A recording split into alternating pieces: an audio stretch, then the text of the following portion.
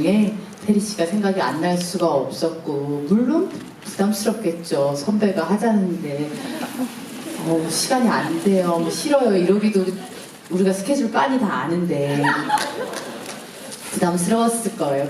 그런데 굉장히 흔쾌히 저 뭐라도 할래요, 좋아요, 갈게요 이렇게 얘기해줘서 네, 참 고마웠어요. 네.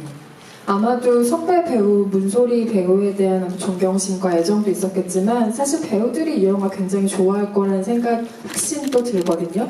김태리 배우님 이 영화 어떻게 보셨는지 소감을 관객 여러분들께 좀 나눠주세요. 네, 사실 언니 저는 이 영화를 오늘까지 포함해서 3번째 봤어요. 왜 그러셨어요? 제가 아가씨도 3번 봤는데 여배우도 3번 보고 그 엔처 관람에 굉장히 좋은 예를 혜리 씨가 모범적으로 보여주고 있었네요. 자, 관람해주시면 감사하겠습니다. 어떻게 보게 됐냐면은 처음에는 리틀 포레스트 하면서 소문으로만 듣던, 처음에는 박찬욱 감독님한테 얘기 들었었나? 그랬었어요. 그 언니의 그 영화의 존재에 대해서. 그래서 그 재밌겠다 궁금해하고 있던 차에 이제 저희 리틀 포레스트 PD님이, 여배우는 오늘도 의 PD님이시거든요. 그래서 내가 구해줄 수 있다. 오겠느냐. 그래서 냉큼 받아가지고 그때 한번 봤었고 너무 재밌게 봤었고, 이제 두 번째는 어제 봤어요. 지금이니까 사실 너무 떨리고 지금도 긴장이 너무 많이 돼가지고 뭐라도 뭘 해야겠더라고요. 그래가지고 한 번 더 이제 보고, 그리고 오늘은 또 영화관에서 보면 또 어떨지 궁금하잖아요. 사운드도 다르고. 그래서 또 좋은 자리에서 또 좋은 영화를 관람했습니다. 저는 3번을 보게 한 에너지가 이 영화에 있다고 생각하고요. 너무 재밌게 봤고, 시종일관 경쾌하고, 저는 좋은 영화는 이렇게 경쾌함이 살아있어야 한다고 생각해요. 제가 느끼는 어떤 영화를 봤을 때, 책을 봤을 때 좋다고 생각했던 작품은 항상 늘 유머가 있었던 것 같아요. 그래서 영화를 보는 내내 잡생각하지 않고 쭉 함께 흘러갈 수 있었던 영화였던 것 같고, 언니 연기는 너무 정말 좋았고, 아가씨랑 너무 다르잖아요. 소리 언니 좋아하시는 분, 또 그게 아니더라도 한국 영화 좋아하시는 분들 정말 아주 좋은 영화 나온 것 같아요. 저는 정말 기분이 좋고, 관객분들 정말 N차 뛰셨으면 좋겠습니다. 사실 여배우는 오늘도 쥐비가 아시겠지만 매일매일 굉장한 화제를 불러일으키면서 결국에는 우리가 이 300석이 넘는 관에 모이는 이런 지경까지 왔는데, 앞으로 물론 더 잘 될 테지만 요즘 정말 문소리 배우님, 감독님이 적극적인 스킨십으로 관객들을 만나고 계세요. 물론 영화를 개봉을 하고 홍보를 하는 과정은 매 영화가 다 힘들고 굉장히 정성을 필요로 하는 일이지만, 이 영화 같은 경우는 정말 한 명 한 명의 관객과 스킨십 하시고 정말 열정적으로 대화 나누시고 그 어느 때보다 홍보 활동에 열심이신 것 같기도 하고 애정이 좀 남다르게 이 영화의 행보를 보여주고 계신데요. 그래서 이 영화의 4번째 에피소드가 생긴다면 여배우는 오늘도 쥐비를 간다라던가 쥐비의 끝이라던가 이런 식의 무대 인사를 에피소드를 애드립으로 다니고 그런 정도로 지금 홍보 활동에 굉장히 적극적으로 참여하고 계세요. 물론 다른 영화 개봉 때도 그러셨지만, 근데 지금의 이 개봉을 준비하고 개봉 이후에 겪으시는 경험들이 좀 전에 없이 특별하게 기억에 남으실 것 같거든요. 어떠세요? 그러니까 마케팅, 홍보 이런 걸 돈으로 원래 하는 건데 제작비보다 엄청나게 더 많은 홍보비를 쓸 수는 없잖아요. 워낙 제작비도 적은 영화인데 이 영화의 사이즈에 맞는 적절한 홍보 또 마케팅 이런 걸 고민하고 가고 있는데, 그러다 보니 정말 몸으로 다 뛰고 있어요. 그래서 정말 초저예산 독립영화 개봉에 이면 또는 1부터 100까지를 다 공부할 기분이고요. 또 이렇게 한 공부가 언젠가는 어디든 또 도움이 되겠죠. 그래서 한국 영화 공부 참 다양하게 한다 문소리 이런 생각이 요즘 들고요. 네, 점점 더 한 분 한 분 관객의 눈빛이 되게 저한테 중요하게 다가오고, 네, 그런 순간들입니다. 네. 보통 이제 공부라는 단어를 하셔가지고 생각이 든 건데, 감독님들이 영화를 개봉하실 때쯤에 공부라는 단어를 잘 안 쓰시긴 하죠. 근데 이 작품 같은 경우는 아시는 관객분들도 계시겠지만 학생 문소리가 영화 연출 전공을 대학원에서 하면서 과제로서 만든 3편의 단편들을 엮은 프로젝트이고요. 그래서 영화제에서 아마 각각의 단편을 이미 보신 분들도 계실 것 같아요. 그때 또 워낙 많은 호평이 쏟아지지 않았습니까? 그래서 미리 그 소문을 듣고 익히 알고 계셨던 관객분들도 계실 것 같은데요. 그럼에도 이 영화를 묶어서 개봉을 하는 건 조금 다른 차원의 문제인 것 같다는 생각이 들거든요. 그 과정에서 분명히 고민도 있으셨을 것 같은데 그 얘기를 조금 들려주시면 좋겠습니다. 처음부터 이렇게 장편 개봉을 해야지 하고 만든 건 아니고요. 1막을 만들고 보니 이렇게 2막을 만들어 볼까. 그리고 2막을 만들고 보니 좀 더 내 주변의 이야기로 더 확장시켜 볼까. 영화인들의 고민과 애환으로 조금 더 넓혀 볼까. 이런 생각이 이어졌던 것 같고요. 그 흐름을 그냥 제가 열심히 따라왔던 것 같아요. 그래서 세계를 연이어서 처음 상영한 것이 여성영화제였는데요. 그때 보시고 이 산막의 완결성이 있고 또 여배우 이야기인 줄 알았는데 많은 여성들의 그 공감을 살 수 있는 이야기인 것 같다. 이런 응원들도 많이 해주시고, 그래서 그냥 결자해지의 심정으로 네, 작게나마 그렇지만 의미는 크게 개봉해보자, 뭐 이런 결심을 했죠. 이렇게 일이 많을 거라고는 생각을 못하고, 네, 그렇게 저질러 버렸네요. 작품 내적인 얘기로 들어가기 전에 외적인 얘기를 하나만 더 해보고 싶어요. 포스터가 사실 처음에 굉장히 화제가 됐었죠.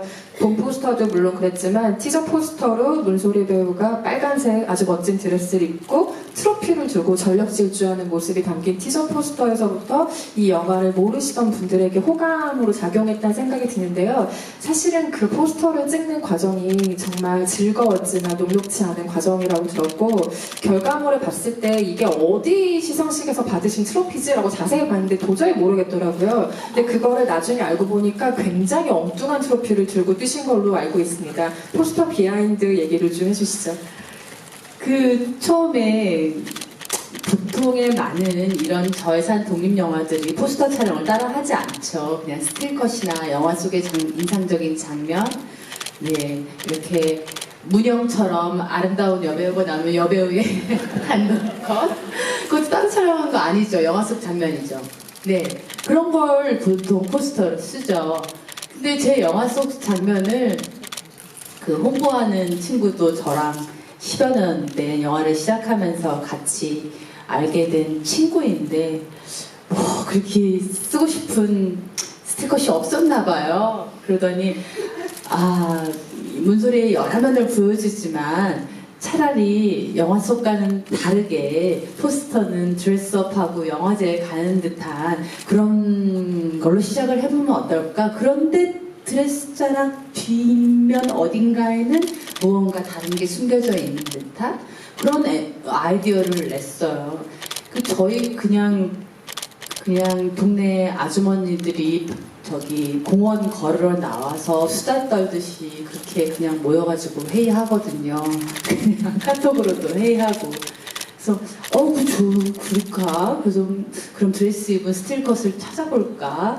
그런데 또 아까 리틀 포레스트 그 PD도 했다는 그 친구도 오랜 친구인데 제니퍼 로렌스가 그 아카데미 시상식에서 드레스업하고 올라가다가 꽉 넘어지는 부분 너무 인상적이고 쾌감이 있었다. 뭔가 여배우도 넘어질 수 있는 거 아니야?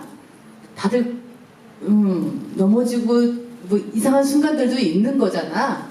그러면서 그런 컨셉은 어떨까? 이런 아이디어를 또 냈어요. 그래서 그것도 재밌다. 그래서 이태원 어디 한남동 이런데 계단을 찾고 있었어요. 어느 계단이 넘어지기 좋을까?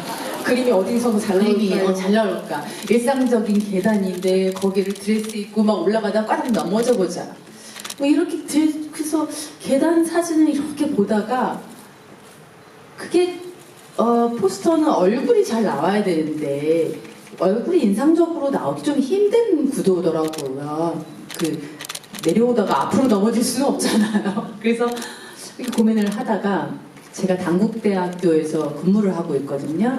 가르치고 있는데 거기 죽전 캠퍼스 꼭대기에 보면 큰 대운동장이 있어요. 굉장히 넓은 트랙이 있는 그 엄청나게 큰 운동장이어서 거기 올라가서 운동장을 딱 보면 정말 가슴이 탁 트인 듯한 느낌이 들고 그래서 제가 가끔 매니저랑 올라가자 그래서 거기를 걷고 뛰고 하거든요. 매니저는 힘들겠죠. 네, 근데 그 공간이 갑자기 생각이 났어요. 그래서 내가 이막에서 제목을 가져왔는데 여배우는 오늘도가 원래 이막의 제목이었거든요. 이막의 사실 대표 컷이라고 하면 그렇게 질주하는 모습이고 그 질주를 지금 포스터에서는 드레스를 입고 해보면 어떨까. 진짜 더 아이러니가 있을 수도 있다. 그리고 어차피 이 트랙은 모두의 인생과 같이 가야 하는 거니까 뛸 때도 있고 뭐 나를 때도 있고 넘어질 때도 있고 그냥 인생의 길에 비유해서 그런 달리기를 해보면 좋겠다 싶어서 그 제안을 했고 뭐 제가 학교에 있다 보니까 그 장소를 섭외하거나 이런 게 너무 수월했고 학교에 있는 연습실에서 드레스 피팅하고 메이크업하고 이러면서 그냥 옹기종기 찍었어요. 근데 학교에 섭외 그 장소를 빌린다고 전화하니까 주말마다 굉장히 많은 동호회들이 거기를 예약을 해놓는다고 뭐 야구 동호회, 축구 동호회 그래서 그날도 풀 부킹이 되어 있는 상황이었어요. 그냥 양해를 구하고 구석에서 좀 찍자 이러고 트랙 끝에서까지 운동 경기를 하진 않겠지 이러고 그냥 드레스를 들고 갔더니 너무너무 더운 날이어가지고 아무도 없는 거예요. 그리고 정말 6시에 해가 이렇게 조금 넘어갈 때까지도 한 명도 나타나지 않았어요. 그 운동장에. 그래서 그 전세 낸 듯이 그냥 이렇게 뛰었다가 저렇게 뛰었다가 퍼즐로 앉았다가 네, 뭐 굉장히 그 수월하게 네, 그렇지만 너무 더운 날씨여서 사실은 다른 색 드레스도 한번 입고 찍어보고 싶었으나 한번 해보겠다 이러면서 네 찍었던 기억이 나네요. 그 문제의 트로피는 어떤 트로피였죠? 트로피는 제가 집에 트로피가 좀 많긴 하거든요. 남편 것도 있고 그래서 제가 들고 오기로 했어요. 그 중에 하나를 심지어 남편이랑 그 미국에 갔을 때 유니버셜 스튜디오에서 오스카 트로피 이렇게 가짜 팔거든요. 거기서 베스트 허스밴드, 베스트 와이프도 파는데 그것도 저희가 사왔어요. 기념품으로. 그래서 그런 걸 하나 들고 뛸까 이러면서 제가 가져오기로 했는데 그날 정신이 없어가지고 안 가져온 거예요. 어떻게 나 트로피를 안 가져왔어. 어떡하지? 그러는데 저희 같이 온 매니저 중에 한 시제스 엔터테인먼트 매니저 중에 한 분이 최대 출신인데 복싱을 전공했대요. 근데 그 친구의 친구가 당국대 체대 출신이라는 거예요. 그래서 당국대 체대 그 과실에 가면 트로피가 굉장히 많다고 정보를 준 거예요. 그래서 달려겠습니다 이러고 가더니 뭐 트로피 하나 갖고 왔어요. 그래서 이거 무슨 트로피니? 갔더니 여러 가지 트로피가 있었는데 빙상 이런 것도 있었고, 네, 막 이렇게 바디빌더 뭐 이런 종목도 있었고 여러 종목 중에 가장 아무 종목도 아닌 것 같은 트로피의 모양 그냥 이 있어서 가지고 왔대요. 그것도 아마 바디빌더한테 주는 트로피였던 것 같은데 큰 리본은 저희가 떼고 잠시 촬영한 다음에 원상 복귀 돌려드리고, 근데 참 마음에 들었어요. 그 트로피 모양이 흔해 보이고 대표적인 트로피 모양이고 비싸 보이지 않고 들고 뛰기도 가벼웠고, 네. 그런 에피소드가 있었네요. 문소리 배우님께서 물론 학교 측에 감사 인사 전하셨겠지만 혹시 이 자리에 당대 관계자분들 많으시면 다시 한번 깊은 감사를 전해드리면서 감사합니다. 김태리 배우님은 영화를 즐겁게 보셨다고 또 하니까 새 에피소드가 모두 각각의 이유로 좀 마음에 와닿고 지금 즐겁고 트로피를 찾아보고 있어요. 태리 씨가. 보디빌더 트로피 어떻게 생겼나 지금 보고 계시네요. 그래서 각각의 에피소드가 좀 가장 즐겁고 많이 다른 면에서 의미로 와닿았겠지만 가장 피부로 좀 크게 와닿았던 가장 재밌었던 에피소드는 어떤 거였어요? 혹은 어떤 상황이었다거나. 아무래도 이막의 시작과 끝을 차지하고 있는 차에서 내려서 달리는 장면이지 않을까 싶습니다. 저도 그런 적 정말 많거든요. 여기 계신 분들도 정말 살면서 몇 번은 느끼지 않았을까 싶은 출근길에, 학교 가는 길에, 일하러 가는 길에 그냥 다 벗어버리고 소리 지르고 뛰쳐나가고 싶었던 적 많지 않아요? 그래서 많이 공감이 가고 너무 웃기고 그랬던 것 같고, 저는 1막, 2막, 3막 이거를 언니가 순서대로 찍은 거다라는 거를 지금 이제 들었는데 보면서 그런 생각은 안 하고 그냥 구성이 참 좋다라고 생각을 했어요. 1막에서 2막으로, 2막에서 3막으로 끝을 내는 구성이 참 아까 말씀하신 대로 하나의 완결성이 있는 것 같고, 아무리 친한 사람이라도 진짜 내 속은 모르고 짜증나게 할 수 있고 얼마나 신경 건드릴 수 있어요. 그래서 인생 혼자 사는 건가 싶기도 하면서도 마지막에 산마에 가서는 이상하게 왠지 모를 화합의 기운이 느껴지잖아요. 또 그 마지막 돌아가신 감독님의 장면은 어떤 위로같이 느껴지기도 하고, 그래서 그 구성이 참 좋다라고 생각을 했어요. 개별적으로 봤을 때는 저는 이막에 한 표를 하겠습니다. 지금 그 소리 지르면서 달리는 씬 말씀하셔가지고 생각이 난 건데, 저도 그 장면 보면서 처음에는 저렇게 달려도 되나? 누가 보고 신고하는 거 아닐까? 막 이런 걱정이 들었는데 다시 생각해보니까 어차피 스트레스를 해소할 때 다들 보는 눈이 너무 많으니까 차라리 저렇게 인적이 없는 곳에서 소리 지르면서 후련하게 달리는 게 어쩌면 배우들의 스트레스 해소법으로 되게 좋을 수 있겠다라는 생각이 들었어요. 그래서 두 배우분께 실제로 스트레스 해소를 어떻게 하시는지 꼭 물어보고 싶었거든요. 저는 운동을 자주 하긴 하는데 운동을 해야 된다. 이게 또 스트레스일 때도 있어요. 네. 제일 그냥 뭔가 풀리는 것 같아. 이런 스트레스가, 이런 느낌이 들 때는 뜨거운 물에 들어갈 때. 네. 그래서 뭐가 이렇게 머리가 복잡하면 우선 물부터 받아요. 네. 굉장히 따끈하게 해놓고 그냥 좀 담그고, 또 그냥 전혀 지금의 상황이랑 전혀 상관없는 책이나 펼쳐보고, 네, 그것만 읽고 있으면 다른 생각이 안 나니까 그럴 때가 좀 마음의 평화는 찾기 쉬운 방법인 것 같아요, 저한테는. 저도 그 아무 상관없는 책 펼쳐보는 것도 좋아하고